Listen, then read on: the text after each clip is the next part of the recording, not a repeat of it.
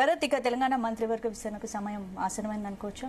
Revanth Reddy, PCC, Uttam అందరూ ముఖ్య నేతల్ని ఢిల్లీకి పిలిపించింది కదా అధిష్టానం. ఎస్, ఇవాళ అసెంబ్లీ సమావేశాలు నడుస్తున్న సమయంలో బేగంపేట ఎయిర్పోర్ట్ నుంచి ప్రత్యేక విమానంలో వీళ్ళంతా బయలుదేరి వెళ్ళారు. రేవంత్ రెడ్డి, తర్వాత బట్టి విక్రమార్క, ఉత్తమ్ కుమార్ రెడ్డి, పిసిసి చీఫ్ మహేష్ కుమార్ గౌడ్, వీళ్ళంతా వెళ్లి మొట్టమొదలు KC Venugopal, Congress organisation general secretary, అంటే సంస్థాగత వ్యవహారాల ప్రధాన కార్యదర్శి, ముందుగా కేసీ వేణుగోపాల్ మొత్తం దీన్ని ఫిల్టర్ చేసిన తర్వాత మళ్ళీ ఇప్పుడు కొద్దిసేపటి క్రితం ఏఐసిసి కొత్త కార్యాలయం, ఇప్పుడు ఇంతకుముందు 10 జన్పథ్ పక్కనే 24 అక్బర్ రోడ్ లో ఏఐసిసి ప్రధాన కార్యాలయం ఉండేది.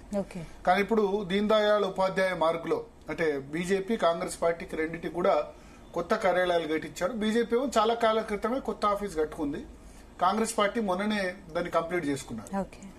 సో ఇప్పుడు ఆ కార్యాలయంలో మీటింగ్ జరుగుతోంది. దీనిలో రాహుల్ గాంధీ, మల్లికార్జున ఖర్గే, కేసీ వేణుగోపాల్ హైకమాండ్ నుంచి, మన రాష్ట్రం నుంచి మన రాష్ట్ర వ్యవహారాల in charge Meenakshi Natarajan, Revanth Reddy, Mallu Bhatti Vikramarka, Uttam Kumar Reddy, PCC chief Mahesh Kumar Goud, వీళ్ళంతా పాల్గొంటారు. సో ఇప్పుడు మెయిన్ ఎజెండా ఏంటంటే, దాదాపు 475 రోజులైంది స్పందన కాంగ్రెస్ పార్టీ అధికారంలోకి వచ్చి. కర్ణాటకలో కాంగ్రెస్ పార్టీకి సంబంధించి మంత్రివర్గంకి సంబంధించి పునర్వ్యవస్థీకరణ విత్ ఇన్ 1-2 months లో కంప్లీట్ చేశారు. కానీ మన దగ్గర 11-12 నెలలైంది, 12 months ఆల్మోస్ట్. డిసెంబర్ 7వ తేదీన ప్రమాణ స్వీకారం చేస్తే 2023, ఇవాళ మార్చి 24. సో ఇది పాలన మీద ఎఫెక్ట్ పడుతుంది కదా.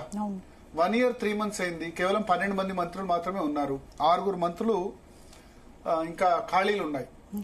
ఇంపార్టెంట్ పోర్ట్ఫోలియోలకు లేరు. హోమ్ మినిస్టర్ ఎవరు లేరు, ఎడ్యుకేషన్ లేరు, తర్వాత నీకు సోషల్ వెల్ఫేర్ మినిస్టర్ ఎవరు లేరు.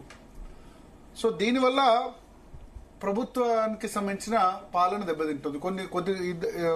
కొద్దిమంది మంత్రులకు 2 మంత్రి శాఖలు ఉన్నాయి. బట్టి విక్రమార్కకు ఫైనాన్స్ అండ్ ఎనర్జీ, విద్యుత్ శాఖ ఉంది. Civil supplies, irrigation Uttam Kumar Reddy దగ్గర ఉంది. పొంగులేడి దగ్గర రెవెన్యూ అండ్ ఐ&పిఆర్ ఉంది. ఇట్లా డబుల్ మంత్రిత్వ శాఖలు, హౌసింగ్ కూడా పొంగులేటి శ్రీనివాసరెడ్డి దగ్గర ఉంది. సో ఈ నేపథ్యంలో కొంత అడ్మినిస్ట్రేటివ్ పరంగా కూడా ఇబ్బంది ఎదురయ్యే అవకాశం ఉంది. కాబట్టి ప్రతిపక్షాల నుంచి కూడా విమర్శలు వస్తున్నాయి, ఇంకా మంత్రివర్గానికి రేవంత్ రెడ్డికి ఫ్రీ హ్యాండ్ ఇవ్వరా, ఏంటి మంత్రివర్గ విస్తరణ కోసమే నేతలను ఢిల్లీకి పిలిపించారు. నో డౌట్ మంత్రివర్గ విస్తరణకు సంబంధించి, ఇది మంత్రివర్గ పునర్వ్యవస్థీకరణ సంబంధించి చర్చించేందుకే. అంటే దీనిలో ఏకాభిప్రాయం కుదిరితే ఇమీడియట్ గా పర్మిషన్ ఇస్తారు.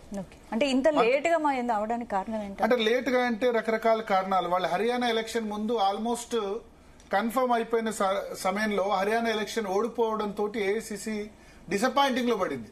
హర్యానా ఎలక్షన్ తర్వాత చేస్తారనుకున్నారు. హర్యానాలో ఖచ్చితంగా కాంగ్రెస్ పార్టీ గెలుస్తుందని ఎగ్జిట్ పోల్స్ కూడా చెప్పిన పరిస్థితి. ఆ నేపథ్యంలో హర్యానాలో కాంగ్రెస్ పార్టీ చిత్తుగా ఓడిపోయి, ఒక విధంగా చెప్పాలంటే హర్యానాలో ఓడిపోయి బీజేపీ గెలిచింది, ఎవరు ఎక్స్పెక్ట్ చేయని విధంగా. అది ఒక కారణం. ఆ తర్వాత మహారాష్ట్రలో కూడా ఓడిపోయింది. సరే, ఇప్పుడు దాని తర్వాత మన ఎమ్మెల్సీలు కూడా ఫిలప్ చేశారు. ఇంకా ఆలస్యం అవుతుందని హైకమాండ్ కూడా గ్రహించినట్టుంది. ఉంటే గనక నేను అనుకుంటాను ఉగాది రోజు మంత్రివర్గ విస్తరణ ఉండొచ్చు.